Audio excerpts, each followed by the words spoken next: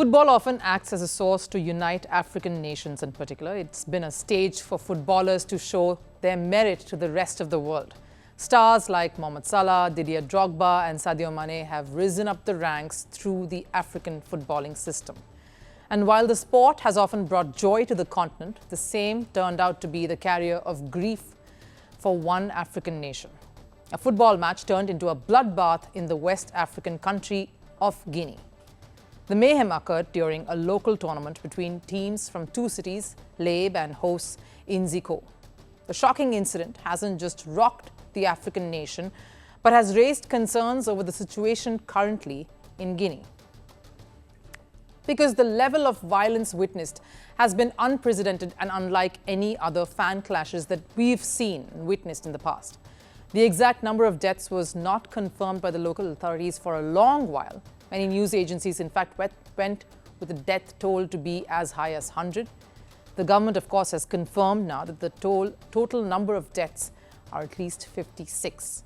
Videos on the internet show scenes of chaos in the street outside the stadium.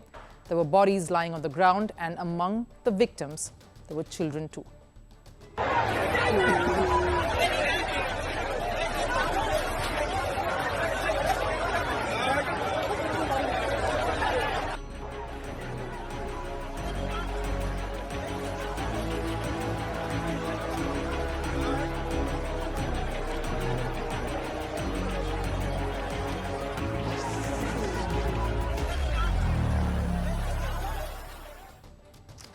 Gruesome pictures that, and the massacre wasn't just restricted to clashes between the two sections of fans. Witnesses claim the demonstrators also vandalized and set a police station to fire.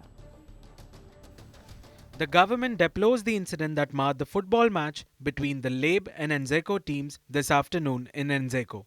Victims were recorded during the crowd crush. The government is monitoring the development of the situation and reiterates its call for calm so that the hospital services are not hindered in providing first aid to the injured. The Prime Minister of the country has addressed the issue, but none of the authorities gave a detailed account of what really went on inside the stadium for the longest time. The government cleared the confusion by issuing this statement.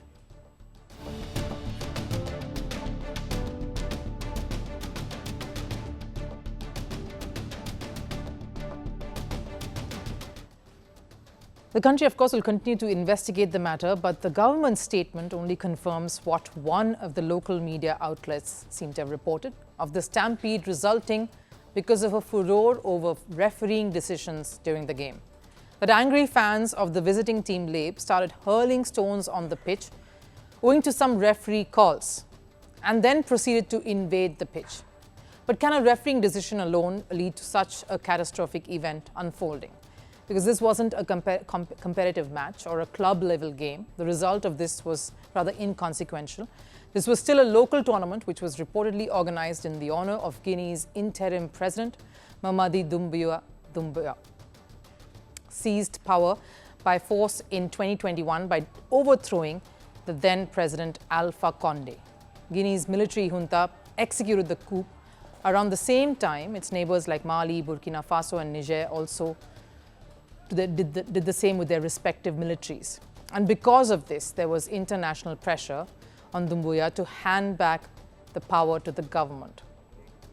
But Doumbouya, who has now elevated himself to the rank of army general, has decided not to give back the powers and intends to contest for the post of president in the 2025 elections. And this tournament was believed to be an outreach program for that very potential run. But the tournament turned into a massacre. Clearly, the interim president and the authorities have questions that they need to answer. Why was there such a security lapse that gave way to violent clashes? Because this isn't the first time a stadium attack has occurred in Guinea. Back in 2009 too, one of the worst massacres in Guinea's history happened in a football stadium. Back then, 156 people were killed. It was after troops opened fire at an opposition rally in the country's capital, Conakry. During the stampede, many were stabbed, beaten and trampled to death. This incident, of course, resulted in the then president, Moussa Dadis Camara, being sentenced to 20 years in prison for crimes against humanity. The current football violence, of course, is as shocking as the one back then. Now, we've seen football fans get hostile in the past, but none to such an extent, leaving the current regime under fire with many questions to answer and get into damage control for.